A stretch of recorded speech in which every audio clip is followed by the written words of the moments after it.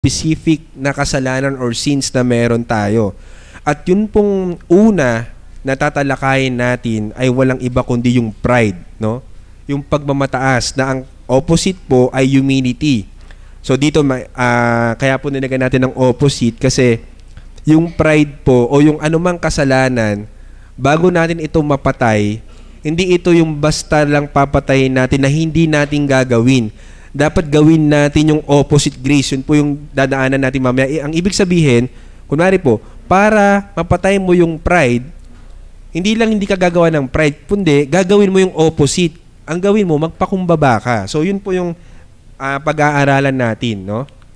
So ito po yung sinasabi ng salita ng Diyos, no, sa pagmamataas na magiging sabihin natin magiging guide natin sa topic, no? Sabi po sa Proverbs 16:18 o mga kawikaan 16 talatang 18, ang pagmamataas ay nauuna sa kapahamakan at ang palalong diwa ay nauuna sa pagkabuwal. So nakikita po natin yung pride at yung pagiging palalo, no, yung pagmamataas. Ito yung laging root, no, ng distraction. Yung cause ng distraction first and foremost is pride, no? So makita natin na kung nananatili sa atin itong pride na ito, makakatiyak po tayo at nakakalungkot na papunta tayo sa kapahamakan, no? Yan po ang sinasabi ng salita ng Diyos. At dito sa ating pagre-review, no, balik-aral po natin, no? Ang pagpatay sa kasalanan ay, yun po sinabi ko kanina, kailangan po nating tukuyin yung particular na kasalanan. Nagsisimula at nagtatapos sa kaisipan. So, alam nyo po, talagang sinasabi dito na kailangan talaga nating bantayan yung ating isip kasi yung kasalanan, dyan po unang pumapasok yan eh. So, pag pumasok yan at hindi yan natanggal, bumababa po yung sa isip o sa puso at eventually yun po ay manganganak at i-execute natin at magbubunga ng kasalanan. Ito ay may kinalaman sa mga nagiging daan sa pagkakasala, yung occasions of sin. Meaning, para patayin natin yung mga kasalanan, hindi lang enough na alam po natin yung anong mga kasalanan natin. Kailangan tingnan din natin ano ba yung mga occasions of sin. Ano ba yung mga temptation na kailangan nating sabihin natin iwasan. Kasi meron po iba, no, mga sabihin natin presumptuous, no? Sabihin natin minsan nilalagay na sarili nila na malakas sila. So okay lang kahit pumunta ako sa ganitong lugar, manood ako ng ganitong pelikula, wala naman yan eh, kakayanin ko yan. Okay lang kahit gawin ko ito, malakas naman ang conviction ko, hindi ako mahuhulog dyan. Hindi, mali po yun. Sabi nga po, naalala ko po, laging sinasabi sa akin ng nanay ko, kung ayaw mong maduguan, wag kang pumunta sa katayan. So, ito rin po yung occasions of sin, no? Hindi tayo pwedeng makipaglaro o makipag-flirt sa kasalanan na tila iniisip natin hindi tayo mahuhulog dyan.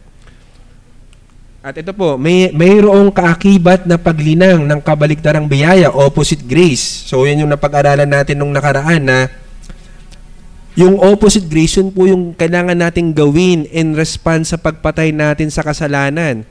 So, di ba po, sabi sa Ephesians, those that steal, do not steal anymore, di ba? Pero anong sabi? Magtrabaho sila.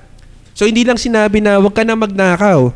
Pero kundi magtrabaho ka, may kabaligtarang biyaya, may opposite grace. Di ba? Sinasabi, kung ikaw ay hindi lang sa sabihin natin sa pagnanakaw, kundi kahit sa katamaran, di ba po? Yun po, very practical, katamaran. Kung ikaw ay tamad, ayaw mong magtrabaho, ang sabi sa Biblia ay huwag kang pakainin. So, yung opposite grace nun, hindi lang iiwasan mo yung pagtatamad, kundi magtrabaho ka. So, yun po, no? At ano po sinasabi? Sa pamagitan ng mabiyayang paggawa at kilos ng banal na espiritu. Ito po yung pambalanse. Kasi lahat po ng 1 to 4 ay nasa responsibilidad natin. Pero hindi po natin yun ma-execute kung wala yung number 5, which is yung banal na espiritu. So kung tayo po ay hindi natin hinihingi yung tulong ng banal na espiritu, mapufrustrate lang po tayo. Hindi po natin kayang patayin yung kasalanan natin kasi sa totoo lang po, helpless po tayo. So, yun po yung pinaka-primary na kailangan nandoon yung kilos ng banal na espiritu. Kaya yun po yung dapat nating ipag-pray na we should be filled with the Holy Spirit. No? Yung filled, ibig sabihin nun, hindi ibig sabihin nun na ikaw ay isang baso na walang laman, lalagyan ka ng Holy Spirit. Hindi po ganoon. Ang ibig sabihin po ng filled with the Holy Spirit ay para pong guwantes. Yung guwantes po, pag isunuot natin kamay natin, nakokontrol natin yung guwantes, di ba po? Yung gloves. Yun po yung isabi ng filled ng Holy Spirit na tayo ay kinokontrol ng Holy Spirit. So ito po, tingnan natin yung sin of pride, no? Yung pagmamataas. So, ang pagmamataas o pride ay tinuturing na ugat ng kasalanan. No? Root sin or sin of all sins, no? Ayon sa mga kasulatang Kristiyano sa kasaysayan, no? So, alam niyo po, sabi ni Jonathan Edwards, yung pride daw po is having too high an opinion of himself. Meaning, yung pride, ang unang-una dyan, nakatingin sa sarili niya na masyadong mataas ang pagtingin niya sa sarili niya. Masyadong mataas, no? So, yung pride na yan, yan yung unang-unang kasalanan, no? Na pumasok sa mundo, no? So, kung maalala nyo po, no, yung kasaysayan ni Lucifer, hindi ko po nailagay dito yung verse, pero kung di po ako nagkakamali, baka sa Isaiah yata yun eh. Or kung doon sinabi na siya ay naghangad, no, si Lucifer, naghangad siya na maging katulad ng Diyos, no? At doon, dahil yung Ezekiel, salamat po Tatay Nemen, no, sa Ezekiel, na nakita natin doon na isa siya sa mga nilikha na sabihin natin mas nakakataas sa iba. Siya nga ay the morning star kung di ako nagkakamali. So meron siyang designation pero pumasok yung pride sa kanya na hindi siya nakontento, hindi niya nakita yung kaluwalhatian ng Diyos. Gusto niyang itaas yung sarili niya, no, na maging kapantay ng Diyos. At kung alam niyo nga po, 'di ba? Doon sa fall, no, kay Adam and Eve. Ano ang pinang-akit ni Satanas kay Adam and Eve? Hindi naman po magandang buhay eh. Hindi po karangyaan. Ano ang pinang-akit niya? Magiging katulad sila ng Diyos. So, talagang yung nag-appeal siya dun sa pride eh. Yung pride talaga, no? So, dito sinasabi, no, na sa punto na ito na nagkaroon siya nilang pagbagsak dahil they desire to be like God. So, ang punto po dito, ang pagmamataas ay ang ugat ng marami pang ibang kasalanan. Ito ay hindi nag-iisa, kundi dumarating na kasama ng iba pang kasalanan. So, matindi po mga kapatid, no? Pag hindi natin ito nabantayan. Kasi bukod sa ito yung unang kasalanan, bukod sa ito yung sabihin natin na parang foundation pa ng ibang mga kasalanan, ang matindi pa dito, yung pride, ito yung kasalanan na hindi po natin ma-detect sa totoo lang. Napakahirap po nitong ma-detect kung hindi tayo lagi magpapasayasat sa salita ng Diyos, na lagi natin titingnan ng sarili natin. Hindi po natin alam, pumasok na yung pride sa atin. Kaya, napaka maganda na mapag-aralan natin. Sabi po ni St. Augustine, no, na isang church father, na it was pride that changed angels to devils. Pero sabi po niyan, kabaliktaran, it is humility that makes men as angels. So napakaganda po, no, na nakikita natin kung gaano ka-destructive yung pride, no? Na isipin niyo po, no, yung isang anghel naging demonyo dahil sa pride. Napakalaki ng epekto ng kapangyarihan na yan, no? So, lagi po natin tandaan, yung pagmamataas, ito po ay ugat ng marami pang ibang kasalanan. At pag hindi po natin nasupil yan, tuloy-tuloy po yung pagbagsak natin at manganganak yung mga kasalanan. So, walang iisang kahulugan. Ano masabi dyan? Ang ibig pong sabihin, nung walang iisang kahulugan, yung pride po, hindi lang natin siya pwedeng i-confine sa isang definition na pagmamataas lang. Kasi marami po siyang anyo no? Marami siyang sabihin natin na avenue, marami siyang mukha, no? Yung pride. Meron pa ito, humble. Alam niyo po, ito very prevalent po ito sa isang mukha ng pride. Alam niyo po yung kasi nasa age na po tayo ng social media, no? At makikita natin doon yung mga tao nagpo-post sila ng kanilang mga sabihin natin mga bagay, no? At hindi natin ginajudge, di po tayo pwede mag-judge, pero kailangan tingnan natin yung motibo ng puso kasi minsan po may mga iba na sinasabi nila blessed, no? Blessed na naka-hashtag pa, blessed, pinapakita may bagong sasakyan, ganyan.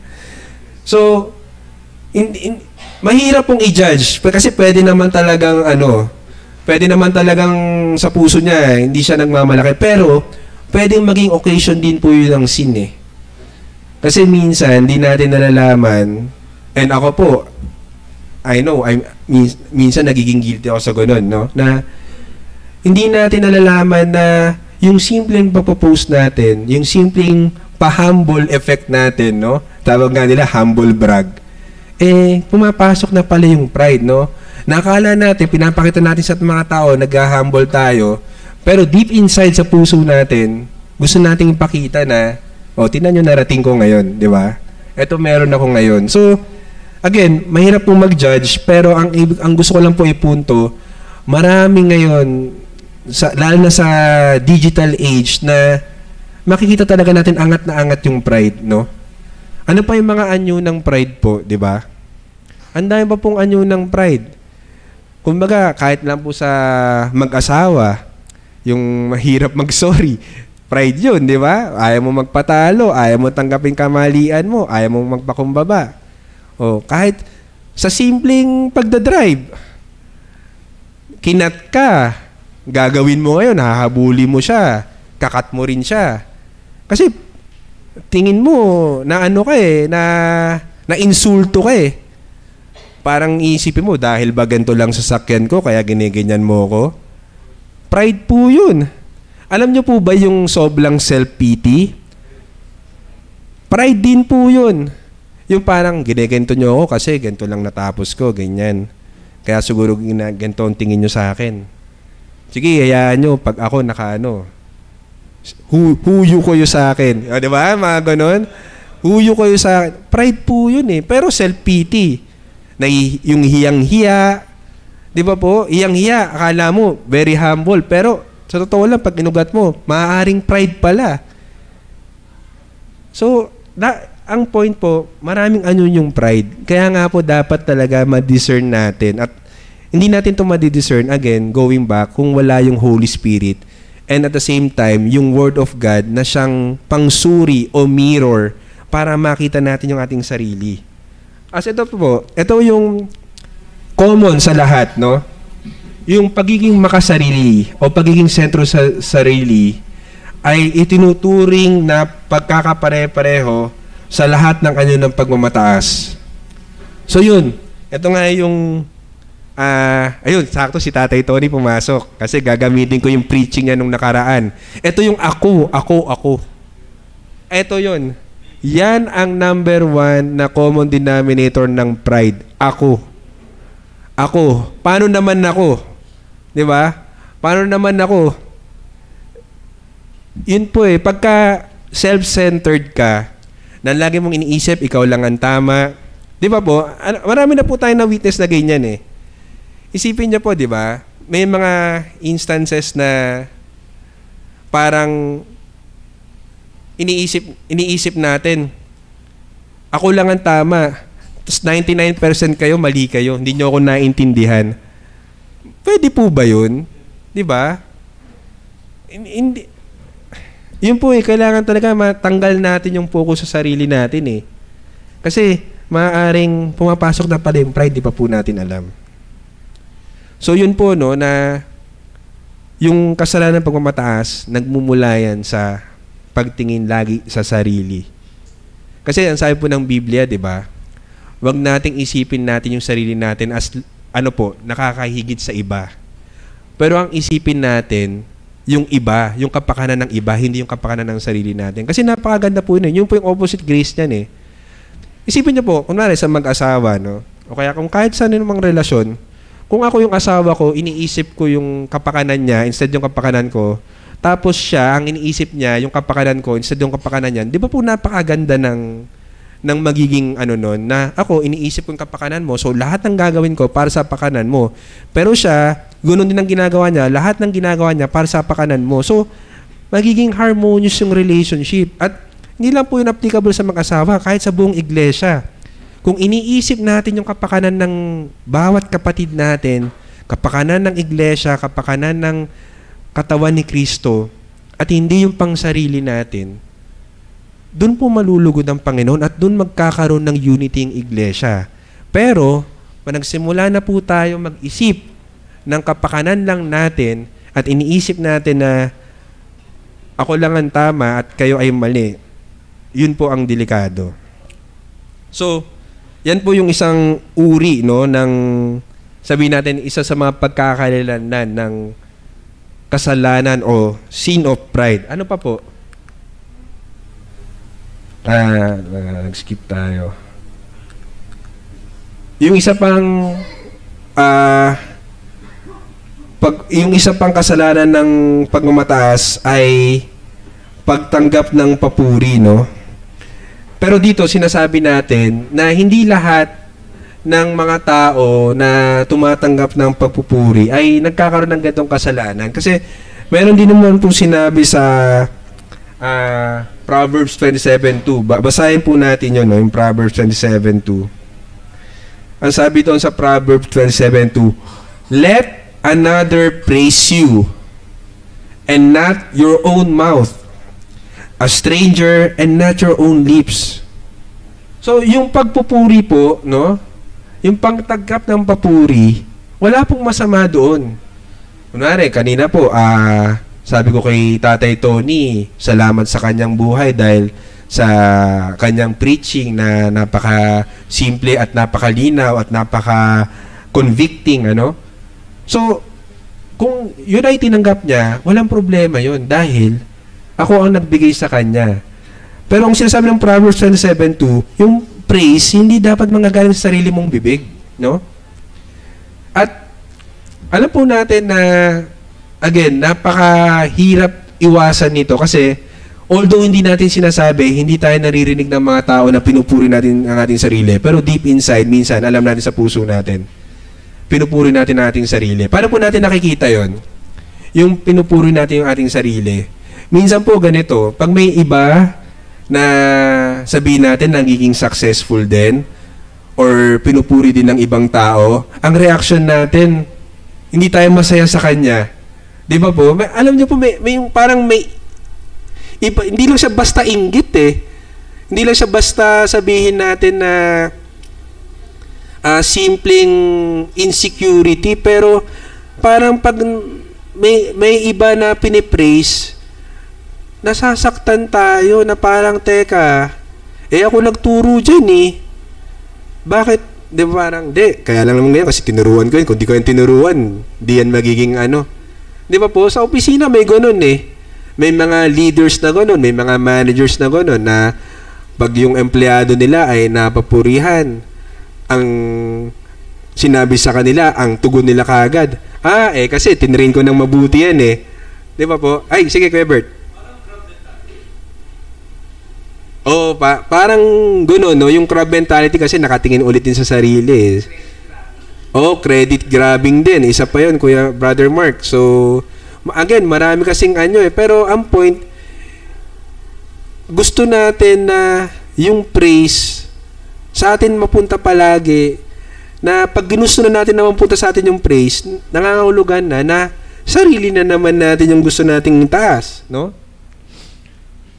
So, maaaring magkasala ayon sa ugali ng pagtanggap ng papuri, ngunit hindi sa mismong papuri. So, yung mismong praise, hindi po yun ang kasalanan. Yung attitude, yung character, kung paano mo tanggapin yung praise na yun, yun ang kasalanan, maaari, no? Kaya nga po, nakakatuwa sa lahat po ng mga pastor natin at mga manggagawa natin na pag sila ay binibigyan natin ng kapurihan, ang sinasabi po nila sa Diyos ang papuri. Kasi totoo naman po, no? Dahil ang Diyos ang nagbigay sa kanila ng kakayanan, ang Diyos ang nagbigay sa kanila ng wisdom, no? Para gawin yun. Kaya, yung pinaka-source, yun ang dapat nating papurihan, no? Merong natatamang lugar sa pagtanggap ng papuri bilang gantimpala. Alam naman po natin yun na yung maraming mga events, no? Tulad ng sa secular, mga commencement exercises, mga sa sports, di ba? Yung mga pagtanggap ng kasi meron talagang reward po ang hard work eh. Totoo po yun. Meron talagang kaakibat na praise yun. But again, doon tayo pupunta sa yung heart, no? Kung paano ba tinatanggap yun. So, ito, napakaganda po. Third bullet natin. Ang papuri mula sa mga tao ay isang mabisang pamamaraan sa patotoo at saksi sa ebanghelyo. So, ito po yung kumbaga sa madaling sabi, nagkakaroon tayo ng good testimony, no? Na ang ibig sabihin nito, ang buhay natin, dahil tayo ay sa biyaya ng Diyos, lumalakad ng ayon sa Kanyang salita, ng may kabanalan, at nakakita yun ng ibang tao, at binibigyan na tayo ng kapurihan, yun po ay magandang paraan, no? Kasi nagiging magandang testimony po tayo, no? So, yun po isang magandang encouragement sa atin na kaya po tayo nagsusumikap din para mamuhay ng may kabanalan. Hindi lamang para masunod natin ang kalooban ng Diyos first and foremost, pero para din po maging mabuting testimony tayo sa iba. Kasi po, maaaring magaling tayo magsalita, maaaring mabulaklak tayo magsalita, pero kung di nakita sa buhay natin, nagbibigay lang po yun ng sabihin natin ng negative na impact sa atin. Kasi una, sa nakakalungkot, maaaring masabihan tayong ipokrito. Pangalawa, mas nakakalungkot yung mabigyan natin ng dungis ang pangalan ng Panginoon, lalo na kung tayo ay nasa ministeryo. Di ba po? So, napaka-importante talaga yung patotoo natin ay maganda, no? Pero, yun nga po, kung tayo ay binibigyan ng papurihan, ay ibalik natin sa Panginoon at purihin natin siya dahil nakikita na yung boasting natin ay sa Panginoon. Kaya kunwari po, sa isang Brad, nakita ko, hindi ka na naninigarilyo saka umiinom Hindi, ang tamang boasting doon, alam mo, Brad, dahil sa biyaya ng Panginoon, kaya ako nakapagpatuloy na ganoon, hindi dahil sa akin. So ang binoboast mo, ang Panginoon, siya yung pinagmamalaki mo. Yun po yung makikita din natin mamaya. Pero yun yung dapat maging attitude natin na every time na magkaroon tayo ng praise galing sa labas o kahit kanino man, lagi po nating ibalik sa Panginoon. Hindi po natin pwedeng solohin, no? Kasi sabi nga po ng Panginoon yung glory niya hindi niya i-share sa iba. Yun yung jealousy din niya na hindi bukod sa yung praise kailangan sa kanya lang, pati yung glory hindi natin kailangan iangkinin, no? So ano pa po makita natin? Yung iba't ibang anyo ng pagmamataas. Ayan, boasting, pagmamayabang. Naghahangad na ikaw ay hangaan, seeking to impress, nabubuhay sa papuri, no? Kahangaan, no? Nabubuhay sa kahangaan at papuri. So, ito po, again, tingin ko po, especially nung hindi pa tayo Kristiyano, talagang bagsak tayo dito, no? Dahil, ano ba yung kasabihan nun na, hindi ko maalala yung kasabihan na mawala na ang, hindi ko alam yung word eh, pero ang sabi niya, mawala na ang, kunwari, mawala na ang pera, wag lang ang kayabangan. Ayun, mawala na ang yaman, wag lang ang yabang, no? So, opo, tama. Tatay Nemen. Narinig ko 'yan sa mga sa mga kamag-anak namin pag sa biruan nila, no? Kasi iba talaga yung yabang yung tikas kumbaga, no? So, maraming again, no, na makikita natin, pero doon kung tayo ay lagi naghahangad na ma-impress natin, no, yung mga tao, na tila baga kinukuha natin yung validation natin. Ito po, lalo sa mga kabataan, nakakalungkot, nakakatawa, nakakalungkot. Alam niyo po ba dati, may mga kabataan, pag yung picture na pinost nila, hindi mo nilike, nalulungkot sila. Baka babaw po, pero kitang-kita yung pride, no? Minsan magme-message pa yan, pakilike naman yung picture ko. Di ba po? Ay, simple lang po, sa birthday, konti lang ang nag-post sa timeline mo, nalungkot ka. Nakatingin ka sa sarili, pero nakita natin yung boasting nandun na ang hinahangad mo, ma-impress mo yung mga tao. Pero, it doesn't matter, sabi nga po ni Steve Lawson, it doesn't matter who you impress if God is not impressed with you. So, ang impress mo ang Diyos. Kasi, kung ang ini-impress mo ang Diyos, kung sino pang ma-disappoint sa'yo, wala yun. As long as na-impress mo ang Panginoon. Pero, yun po, tingnan natin ito, no, na sana ma-identify natin na kung tayo ay namumuhay na lagi tayo naghahangad ng papuri, nasasamaan loob natin, yun po yung masama, no? Parang binigay mo yung effort mong lahat, tapos sasabihin mo, hindi man lang nila na-appreciate, ganyan. Alam niyo po, no, ngayon ko lang na-realize, pride din pala yun, no, parang sumama yung loob mo na, hindi man lang na yung effort ko, no, na nag-prepare ako dito, tapos wala naman nakikipag-cooperate, wala nagtatanong. Pride. So, ano pa po? Yung pagmamalaki pagmayabang, ito ay agad nalulunasan sa pagbabagong loob, no? Basahin po natin yung Romans 4:2 at mga sumusunod. Sino pong gustong magbasa sa Romans chapter 4 verse 2?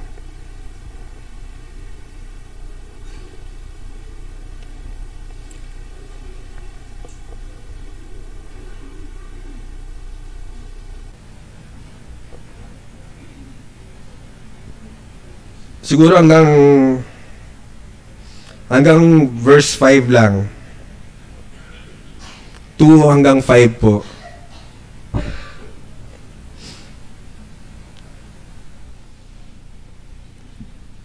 So chapter 4 verse 2, ang sabi po doon? Meron pong gustong magbasa?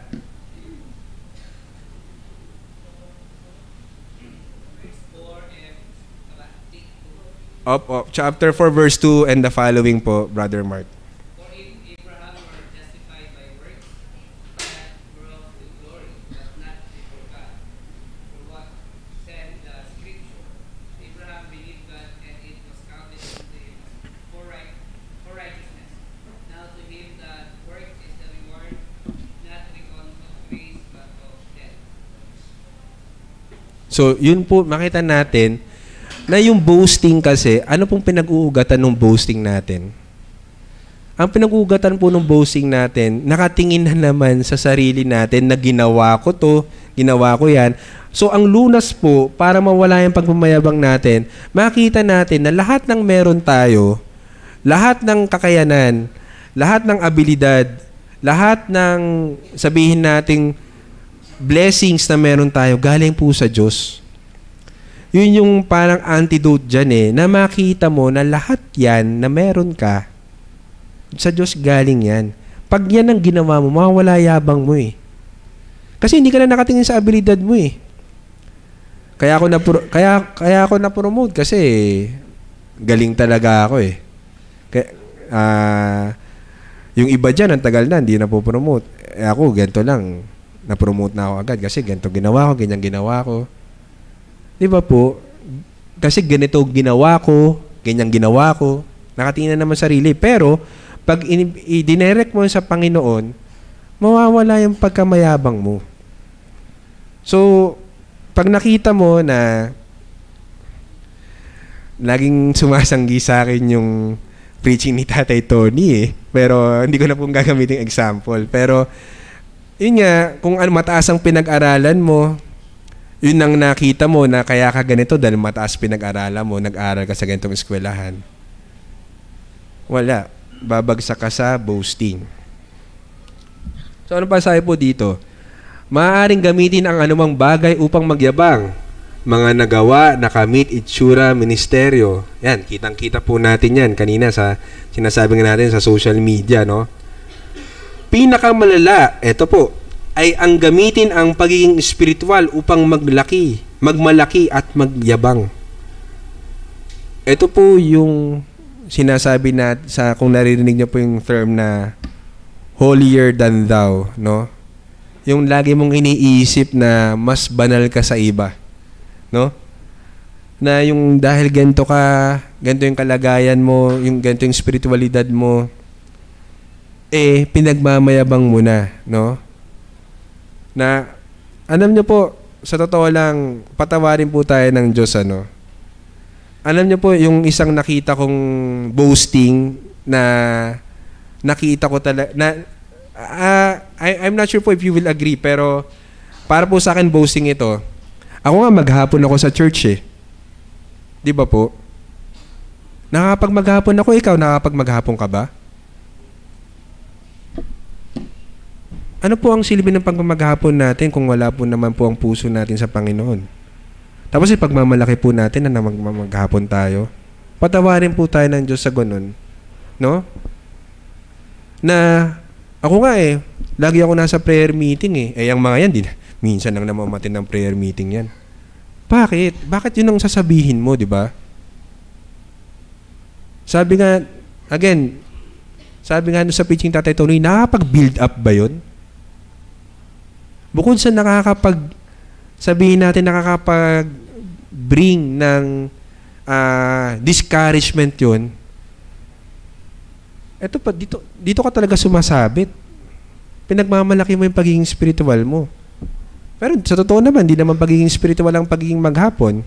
Pero ine-encourage po natin, don't get me wrong po, ine-encourage natin yung ng mga tayo bilang mga mananampalataya, spend talaga natin yung time. Kasi isinet apart po ito ng Diyos.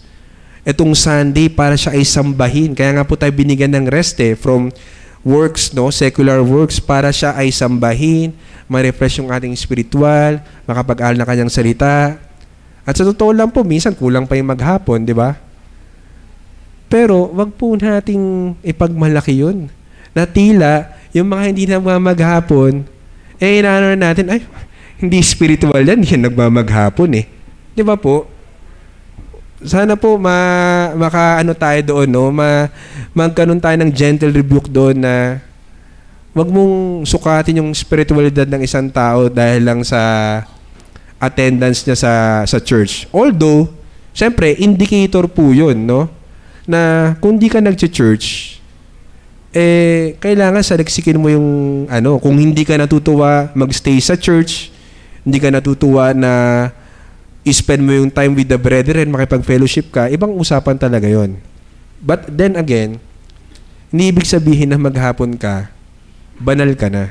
Hindi po yun ganun. So, yun po yung sana na maano natin na wag nawang mangyari ulit na ma-judge natin yung ibang kapatiran natin, no? Na parang, di ba po, parang minsan kaya tuloy nagkakaroon ng awkwardness, no? Tatanungin, uwi ka na? Uwi ka na? Di ba po, parang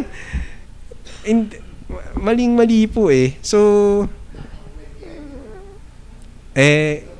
kaya nga po, salamat sa Diyos, kinokorek na tayo ng mga salita niya. Na kasi syempre po, bilang mga makasalanan, nandun pa yung indwelling sin, may tendency talaga tayo na magmalaki, no? So, ano pa sinabi dito? Yung mga example natin na Si Nebuchadnezzar, alam po natin nangyari dyan. Naging nag-asal hayop. Dahil nagmalaki, hindi binigay ang glory sa Panginoon, no? Unang punto, hindi usapin kung ang pagmamalaki ay nararapat o hindi. Ito ay kasalanan. So, ang ibig pong sabihin, yung pride, never po option yan na allowed ba yan o hindi. Parang, hindi, sa mga ibang pagkakataon, pwede naman na magyabang. Ganyan, hindi po. Ang usapin po dyan, kasalanan po yung pride. Yun ang bottom line, kasalanan po siya. At sabi nga natin, si Nebuchadnezzar na ibinaba ng Panginoon, no? Si Herod na sinaktan ng anghel, kinain pa ng uod, no? Ano po ang common sa kanila? Hindi nagbigay ng kaluguran sa Diyos eh. Opo. So, napaka kung isipin natin, laki at importanteng bagay na makita talaga natin yung pride sa ating mga sarili. Kasi ang laki po ng ang laki po ng consequence. Nakita niyo po ba yung mga example natin? Si Lucifer naging Satanas. Dahil sa pride, si Adam and Eve nahulog, buong sangkatauhan nahulog sa kasalanan, nahiwalay sa Panginoon. Nebuchadnezzar nag-asal hayop. Si Herod namatay. Yung consequence napakalaki. So ganyan ka-destructive yung pride. Kaya hindi natin siya pwedeng baliwalain. Kailangan talaga makita natin kaagad. Ikalawang punto, ang pagmamalaki upang hangaan ay dapat ng pagpalitan ng pagmamalaki na ayon sa turo ng Biblia. So, ano po yung sinasabi sa first bullet natin? Pagmamalaki sa katangian at gawa ng Diyos. No, sinabi po 'yon sa Jeremiah, no? Ano po yung sinasabi sa Jeremiah 9:23-24? Pwede pong may magbasa. Si Tita Levi yata kanina gusto niyang magbasa. Pero no pressure po.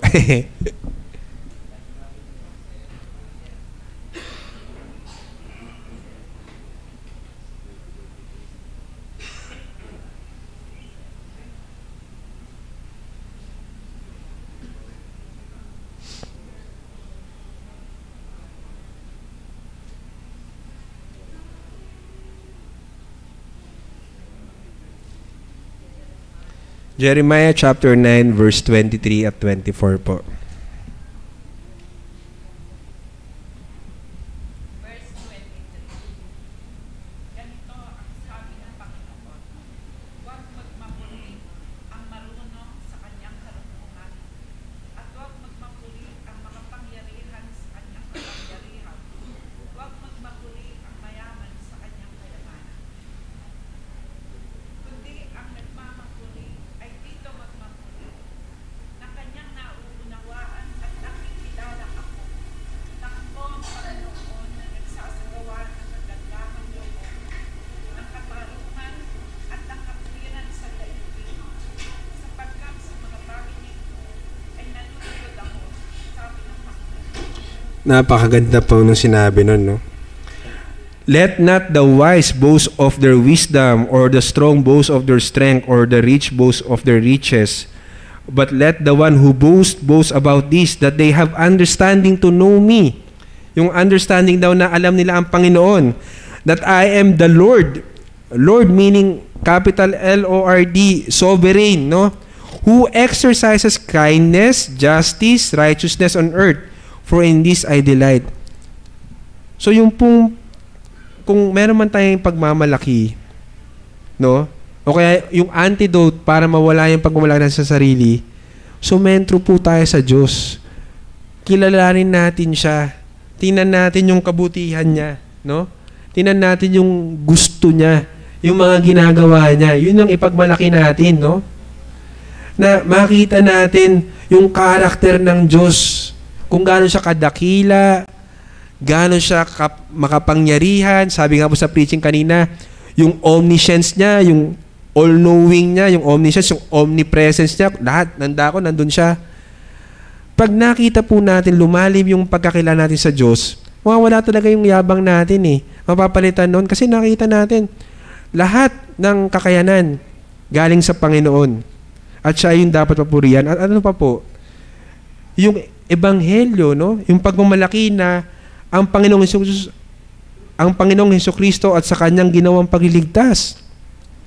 Yun yung kailangang ipagmalaki natin, no? Na kung meron man tayong kailangang sabihin sa ating mga kaibigan, mga kaopisina, mga katrabaho, sa lahat, ipagmalaki natin na, alam nyo po, dati ganito ang pamumuhay ko. Ganito po ako dahil lumalakad po ako sa kasalanan. Pero salamat po sa Diyos sa malaking biyaya niya, sa ebanghelyo niya. Nabago po ako. Pagmamalaki po yun eh. Kasi nagsishare tayo, pero ang sineshare natin, yung ebanghelyo, yung kabutihan, yung kapangyarihan ng ebanghelyo. Na yung isang makasalanan tulad ko at tulad nating lahat, nabago. No? So again, nakasentro kay Hesukristo. Na siya lamang yung pag-asa natin, no? Kaya tayo nakakalakad ng may kabanalan dahil lang sa Kanya. At dito, makikita natin na yung pagmamalaki sa sariling kahinaan upang ang lakas ng Diyos ang naihahayag. So, God's strength is displayed, 2 Corinthians 11:30. Ang gusto lamang pong sabihin nito, again, wala sa sarili nating kalakasan, kundi tanging sa Diyos lang. Kung meron man po tayong sabihin natin, alam niyo po, yun yung isang yun talaga isang humility na nag-acknowledge ka na kahinaan mo. But at the same time, kaya mo nalagpasan kung ano man yung nalagpasan mo dahil sa kalakasan ng Diyos. In-acknowledge mo na mahina ka. Parang ganito po, alam niyo po kung sa akin lang, hindi ko po kakayanin yun eh. Hindi ko nga po alam kung paano ko kinaya yun eh.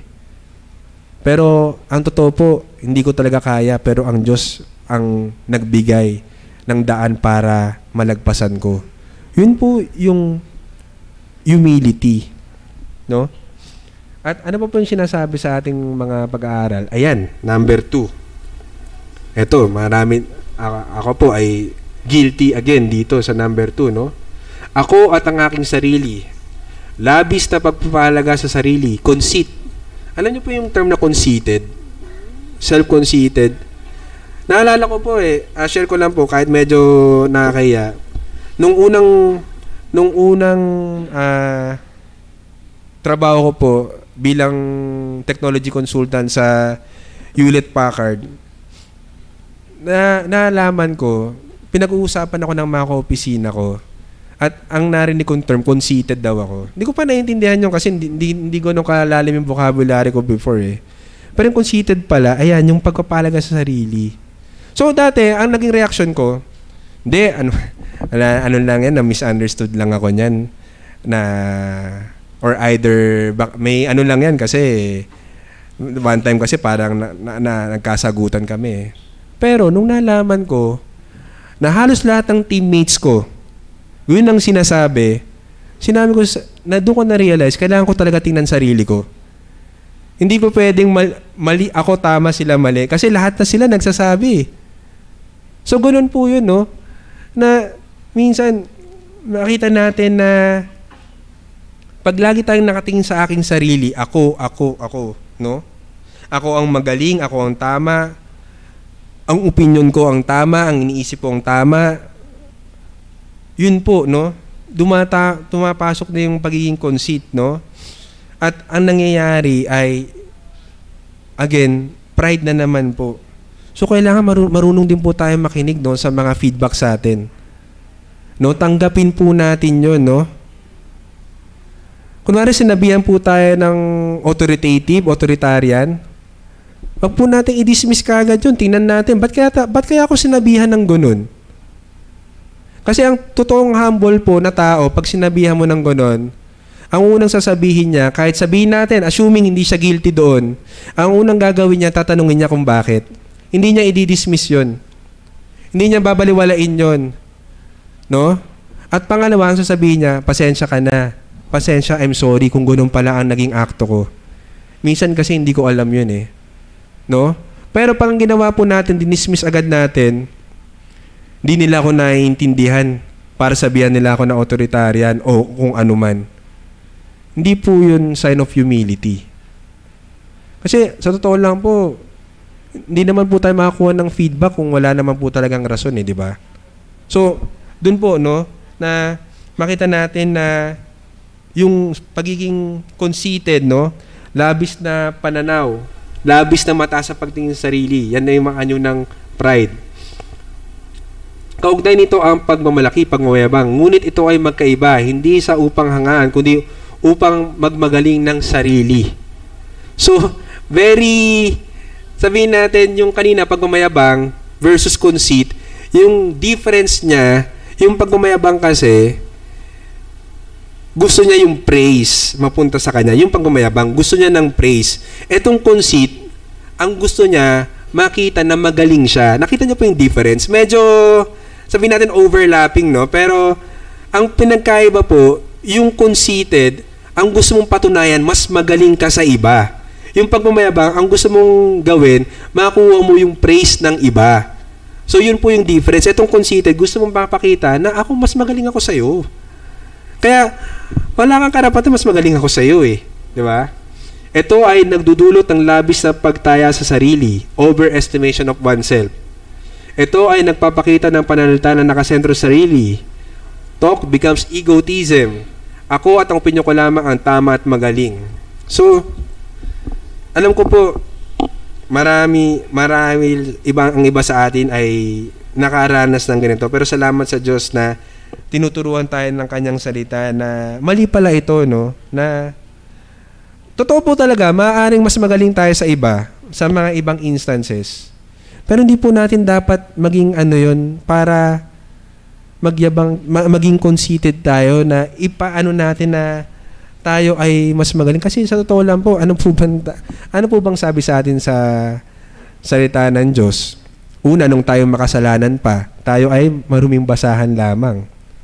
Tapos may sinabi po sa, hindi ko po maalala kung saan sa 4 Gospels na yung sinabi na pag natapos mo na yung trabaho mo, ang sasabihin ng slaves, ginawa ko lang po kung ano yung kailangan kong gawin. Ibig sabihin, hindi siya kailangan purihin. Ginawa lang niya yung ine-expect sa kanya. So, hindi niya deserve yung papuri. Mamaya, isi-share ko pa pag nakita ko yung teksto. Pero, ang punto po, itong anyo na ito, yung pagiging conceited, sana po ay maiwasan natin, ipanalangin natin sa Panginoon na kung masyadong mataas yung pagtansya natin sa ating sarili, no? Ito man ay sa larangan ng pagtatrabaho o sa larangan ng bokasyon natin, ano man yan, ipanalangin po natin sa Panginoon. Dahil, sa totoo lang po, gaya nga ng naririnig natin dahil sa mga preaching, panggatong lang naman po talaga tayo sa impyerno kung di po tayo inabot ng Diyos. Kaya wag po tayo magmalaki, no? Yung mga abilidad natin, wag po nating ipagmalaki. So, ano pa po ang makikita natin? So, dito po, dun sa lahat ng pinag-usapan natin, ang kailangan po natin gawin, magkaroon po tayo ng pagsusuri sa ating sarili kung ano po talaga yung tayo natin sa harapan ng Diyos. Kasi alam nyo po, tingnan nyo po ito kung ang gagawin po nating standard, kung ano po susukatin natin ang ating sarili, susuriin natin. Kung ang gagawin nating standard, yung kapatid natin o kung sino man na tao, maaari talagang magkaroon tayo ng kaisipan na mas magaling tayo. Pero kung ang gagawin po nating standard ang Diyos, talagang lagi po tayo mag-humble doon. Kasi sino po ba makakahigit sa Diyos? Di ba po? Sino po bang makakahigit sa kadakilaan, sa kabanalan, sa katalinuhan, kalakasan ng Diyos at kanyang mga salita? Wala po. So, lagi nating makikita sa ating sarili. Wala. Kahit ano pang meron ako. Pag tinansya ko ang sarili ko sa pamantayan ng Panginoon, hindi pa rin ako, kumbaga, aabot. Kaya, mag-humble down ka kasi, makikita mo ngayon, kaya ka lang naging positionally seated with Christ, no? Sabi po. Kasi po, ang pinakarason, dahil lang sa Panginoong Jesucristo. Kaya ka, in heaven, seated ka na, kumbaga, guaranteed ka doon, dahil sa Panginoong Jesucristo, no? So dito makita natin na sa kaso nung Matthew 26:33, pagmamataas ni Pedro sa kanyang sarili sa pagsunod kay Kristo, para lang tanggihan siya. Tingnan niyo po, nangyari. Tinanggihan lang siya. Dahil nagmamataas po pero rejection na nga ang inabot niya. So, ano po yung second point natin? Ibigin ng taus-puso, sincerely, ang ibang kapwa at mga kapatid sa pananampalataya. So, yun po ang hamon sa atin bilang isang iglesia, no? Na ibigin natin yung ating mga kapatid, yung pag-iibigan na hindi natin ibinibilang o tinuturing ng mas nakakahigit tayo sa kanila. Ano man po ang posisyon natin, deacon man tayo, pastor man tayo, hindi tayo nakakahigit sa iba. Pantay-pantay tayo. Kumbaga sabi nga ni Pastor Joey po dati, may iba't iba lang po tayong ginagampanan na parte. Pero iisang katawan po tayo. So, ibigin natin sila na iano natin yung kapakanan nila, isipin natin kapakanan nila. Kung sila man ay nasasaktan, meron tayong nagawa sa kanila, wag natin kagad anuhin na hindi. Ano ka kasi masyado kang sensitive Alam niyo po yun. Alam niyo po, yun po yung isa sa ako. Definitely, kunwari, naalala ko sa aming mag-asawa, minsan, naiisip ko, hindi, masyado ka lang sensitive. Pero hindi po pala Kailangan nandun yung genuine care mo, yung heart mo na sila ay mapaglingkuran, no? Na isipin mo yung kapakanan nila, no? Na parang kung sila ay nagsasuffer na, kung sila ay may concern, pakinggan mo yun. Huwag mong sabihin na, alam mo yun, alam niyo po nakakalungkot, mayroong ganitong pananaw, no? Na sinabi, instead na makita niya yung sarili niya, na siya ay nakakatisod, ang ginagawa niya, ang sasabihin niya, hindi, kaya ka natitisod kasi mahina ka mahina spiritualidad mo. Alam mo yun, parang na-gaslight mo pa, na instead na makita mo yung sarili mo na, ay, teka, parang di ko yata nabigyan ng kaluguran ng Panginoon doon na, i-direct mo yung sisi sa kanya ulit. Hindi, alam mo kapatid, hindi ka naman dapat matisod pero kasi ganito, ganyan. Di ba po, nakakalungkot Kailangan, tingnan natin yung kapakanan ng iba para hindi natin makita na again, tayo na naman yung tama. 'Di ba? Kasi minsan lagi natin inaasal kasi ganito 'yan, ganito 'yan, ganito 'yan. Pero ang tanong, pinakinggan mo ba muna yung kapatid mo bago mo sabihin na ganito ganyan? Kasi mabilis po tayo talagang mag-judge Sa totoo lang po, mabilis tayong mag-defend. Yun talaga yung nature natin na sa pagiging makasalanan, masyado tayong defensive. So ano po sinasabi? Ang kabaligtarang kaisipan ng labis na pagpapalagas sa sarili ay kaisipan ng iba. Tama naman po, no? It makes sense. Kung di mo isipin ang sarili mo, ang isipin mo iba. Pero kabaligtaran, kung di mo isipin ng iba, malamang iniisip mo, sarili mo lang. Paghandaan ang pakihalubilo at laging samahan ng pagpapakumbaba. So, yun po, no? Very practical example. Wag na po tayong lumayo sa church natin, sa lahat ng pag-uusap natin. Alam mo, marami po tayong discussion, di ba? Kanya-kanya, may discussion tayo doon sa kubo, may discussion tayo sa mga iba't ibang sulok. So, bantayan po natin yung sarili natin, no? Na habang nakikihalubilo tayo sa iba, samahan tayo ng Diyos na maging mapagkumbaba tayo. Kung meron mang error yung kapatid natin, di ba? Sabihin natin, merong disagreement. Pwede naman pong i-rebuke gently, di ba?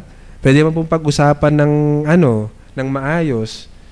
Pero, yun po, lagi nating paghandaan yung fellowship natin na wag nawa tayong magyabang, no? Especially sa kapwa natin mananampalataya sa iglesia. So, hamon. Ito po yung last natin, no? Last slide na natin. Tandaan na sa ating pagkamakasalanan, wala tayong may pagmamalaki anuman. Yun po. Yun ang siguro final nugget na gusto kong iwanan sa inyo. Every time na isipin mo magaling ka, ang isipin mo makasalanan ka. Kasi yun po mag-ano dun eh. Yun ang magkukontra dun eh. Wala kang dapat ipagmalaki, makasalanan ka eh. Kung hindi ka inabot ng Panginoon, mananatili ka dyan. So lahat lang ng kung paano ka nakakalakad ngayon, tanging sa biyaya lamang. Yun po yung lagi natin naririnig, biyaya lamang. So yung grace, pag naintindihan talaga natin yun, ay magiging sagot yun upang mawala yung pagtingin natin sa sarili, mapatay natin yung pride. So, yun lang po. I-recap ko lang po na yung pride, yan yung unang kasalanan, nagsimula sa isip, no? Una at huling kasalanan na kailangan nating tanggalin, no, sa ating sarili. Napaka-destructive nito. Ito ay may iba't ibang anyo. So, kailangan po tayo ay maging mapanuri. Lagi nating ipanalangin. Katulad nga po ng sinabi sa preaching kanina, search my heart, O Lord. Di ba po? Ipasiyasat natin palagi sa Diyos ang ating puso.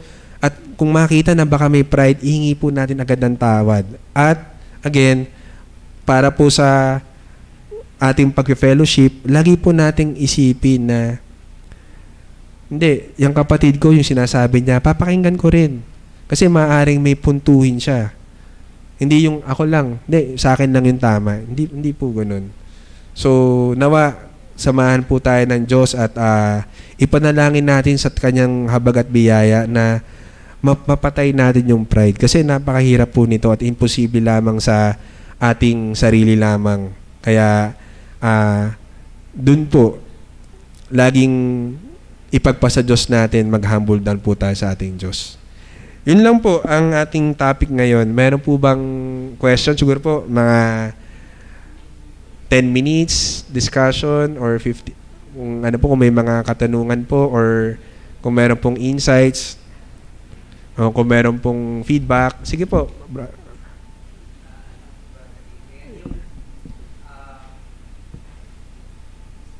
Yung conceit din ba yung example, ito ngayon, nangyayari. Opo. May preaching, may teaching. Tapos, for example, to make it more practical, ako, isip ko, sana nito yung misis ko. Sana naririnig niya ito. Dapat siya yung nakakarinig nito eh. Dapat si narinig niya rin yan. Yung parang iniiwas mo sa sarili mo yung teaching na yun or let's say review. Tapos hindi mo yung nilalagay ko sa sarili mo. Wala ka siya dito. Ay, sakto sa kanya yung message. May mga ganun tayong tendencies. Siguro po, hindi siya masasabi nating, hindi. Kasi parang ang naiintindihan ko po dun sa inyong tanong ay parang hindi ko na kailangan yan. Mas kailangan niya yan. Sana nandito siya. So, again po, yun ay conceit kasi ino-overestimate mo na naman sarili mo. Natingin mo, hindi mo kailangan. Actually, di ba po, very, very, very, sabihin natin, very real na situation. Preaching. Ay, alam ko na yan. Teksto na yan. Ayaw ko na makinig dyan. Iba na nang iisipin ko, naman lang gagawin ko. Nabasa ko na yan eh. Kabisado ko na yan eh. Alam niyo po yun, yung, di ba may tendency po tayong gano'n na mag-wander off yung mind natin kasi iniisip natin, ay, narinig ko na yung preaching na yan. So, sign din po yun ng pride.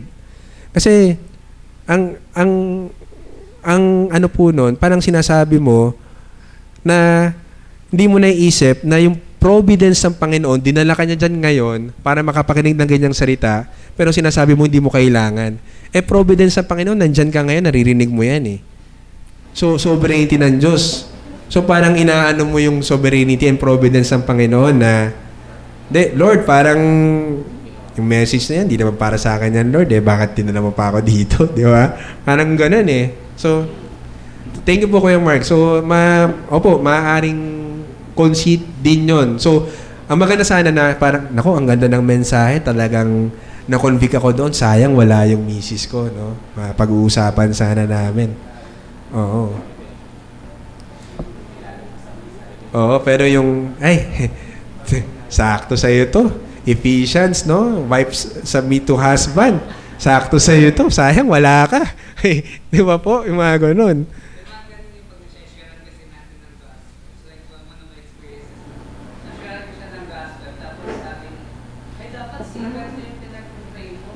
Ayun. May mga ganun. Oo. Yan naman sa ganito may ganun. Isang ganun isip na. Kasi parang pag yung time na yun, grabe na ito na ako. Pero hindi ko naisip sa sarili ko na iniisipan ko rin siya ng ano. Ako rin yung lumalagay na sa isang bagay. Ay, hindi. Parang ganun. Hindi ko naman, mahirap mamalayan yan sa totoo lang. Opo, saka Mamalayan. ang hirap po talaga kasi nung ano natin yung character kasi natin. Kasi talaga po may instances, sabihin natin, na talagang tayo yung tama. Pero the way we communicate, na nawawala yung love, ang napapalit, arrogance, hindi nagiging effective yung message natin. Tama naman po yung sinabi natin. Talagang na-correct natin siya, pero paano po yung way ng pag-correct natin, di ba? Paano po yung way na kinommunicate natin yung message sa kanya? Opo, tama po, no? Kasi, lagi ko pa nare-relate, no, sa mag-asawa kasi nung nagkaroon po ako ng asawa, nakita ko na yan eh. Yung tawag dyan, lawyering eh. Di ba? Parang sabihin niyo sa'yo, bakit masama ba sinabi ko? May mali ba sa sinabi ko? Technically, wala. Kumbaga, sa law, kumbaga kung nasa husgado kayo, wala. Pero, paano ba sinabi yun, di ba? Di ba? Paano ba Opo, so, yun talaga eh, no? Parang, kasi minsan ganun tayo eh, bakit? May masama ba sa sinabi ko? Tama naman sinabi ko ah. Pero, yun nga, paano mo sinabi yun? Sige po, si Kuya Albert yata parang, may tatanong naman si Kuya Albert. Ayun, si Kuya Albert. May tatanong lang po kasi di ko po alam kung right eh. Di ko talaga kasi medyo kasi siya dahil doon sa GC na sa trabaho namin. Ang ano niya, kunyari, kasi kami per booking. So, meron mga kasama namin nag-i-exceed na doon sa normal na booking na per day. Nag-i-exceed. In short, parang ay, siya nag-a-admire na pagdating ko sa ano, chat-chat. Buti sana, ganyan ako. Sana, ganyan din ako. Lakas mo ako. Pero minsan, hindi na namin naiintindihan kung siya pa ay nag-a-admire pa rin. O minsan parang nakakalas ka na. Opo. More or less, envy po yun eh, no? Envy, yung inggit. Kasi yung inggit, matindi rin yung inggit eh. Biglang pumapasok yan sa puso.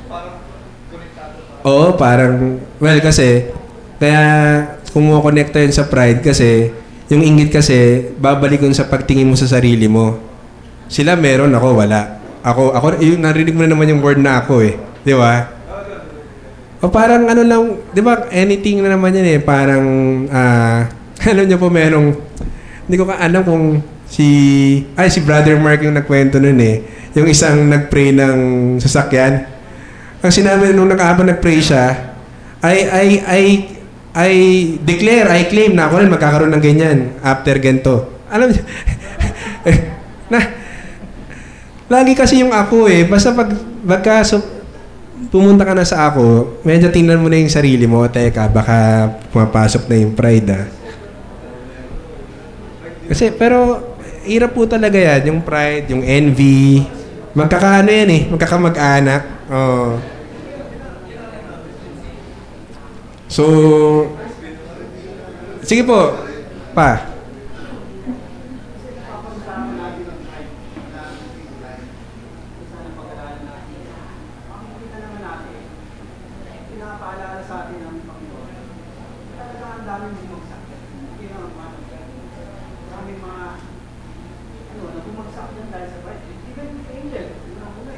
Opo, opo.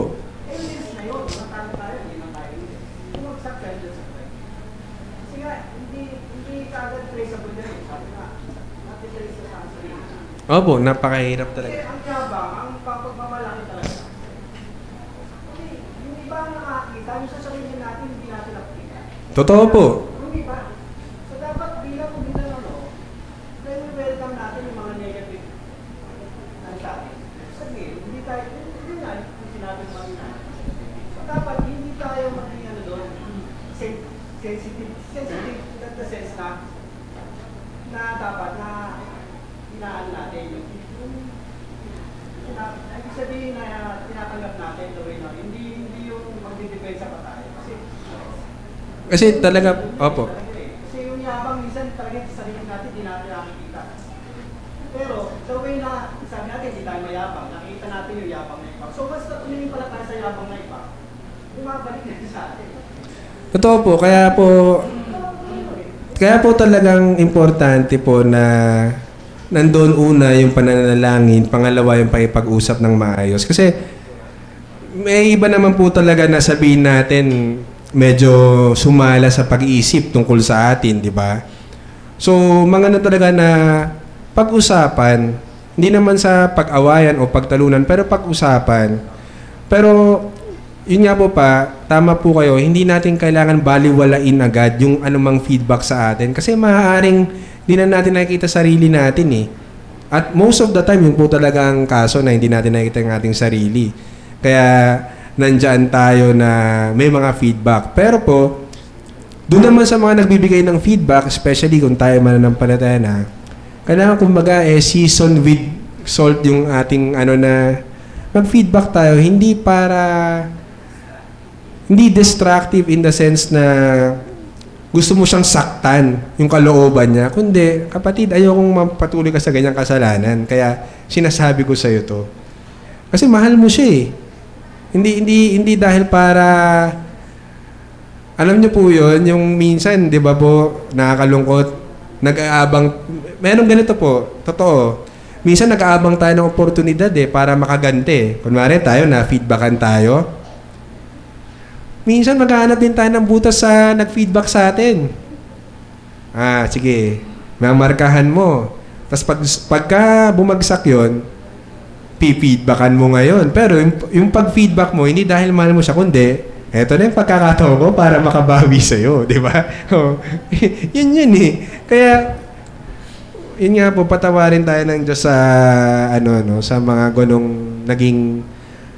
nagiging kaugalian natin. Pero, nandyan po ang grace ng Panginoon na kaya po natin mapagtungkumpayan yan. At gaya nga po ng lagi nating pinapangaral dito sa pulpit, sa pagkatatapos po, ang lagi po nating tingnan si Jesus Christ kasi siya po yung perfect example ng humility.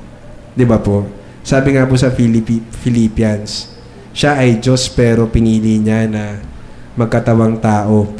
Nasa karangyaan siya, karangalan sa langit, pinili niyang pumunta dito sa lusak na mundo para po pagbayaran yung kasalanan natin. Hindi po ba matinding humility yun? Nasa kanya lahat ng right, ng privileges. Tapos pagpunta niya dito, nung ginawa sa kanya, sinapak siya, dinuroan siya. Pero anong sabi niya? Pinagkatiwala niya sa Diyos. Hindi siya nag-retaliate. So napakagandang example po. So alam niyo po, pag may nagre-retaliate, isang indication po yun na hindi yun nag-humble down, hindi nagre-repent yun. Nagre-retaliate eh. Pero kung nagre-repent at nag-humble na yun, ang makikita niya, inalaw to ng Panginoon. Kung sinabihan niya ako ng ganyan, di ba po anong sabi ni David, di ba? Huwag mo siyang anuhin kasi kung inalaw yan ng Panginoon, sino tayo, di ba? So, ang scripture, very solid and tight na kung tayo ay nagawa ng kasamaan na hindi naman talaga natin deserve, hindi natin kailangan mag-retaliate. Ipagpasa Diyos po natin. So, yun lang po. Tayo po ay manalangin na.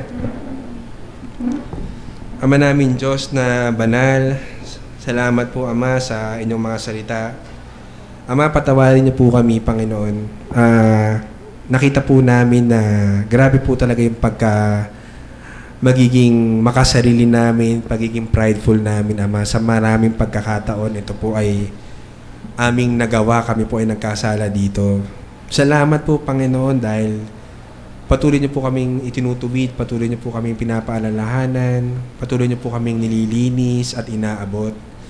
Dalangin po namin, Ama, na magpatuloy po na makita namin ang aming sarili, maiwasan namin ang pagiging mapagmataas, ang pagiging prideful.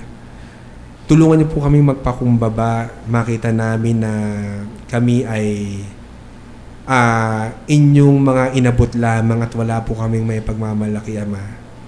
Panginoon, nawa ay makalakad kami sa kapakumbabaan, Panginoon. At gabayan kami, Ama. Ina-acknowledge po namin ang aming kahinaan sa bagay na ito, Ama. At alam po namin sa inyong biyaya lamang kaya kami makakasunod. Ngunit alam din po namin na kami ay may responsibilidad at accountable na kailangan po namin patayin ang kasalanan ng pride sa pamagitan po ng pag-humble down at pagtingin sa aming Panginoong Jesucristo na siyang perfect example of humility for us.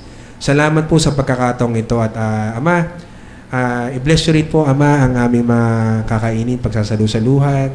Salamat po sa inyong mga provision, sa inyong pag-sustain at pag-provide sa amin. Ito po ang aming panalangin, Ama, sa pangalan ni Jesus. Amen. Salamat po. Tapos na po ang ating Sunday School.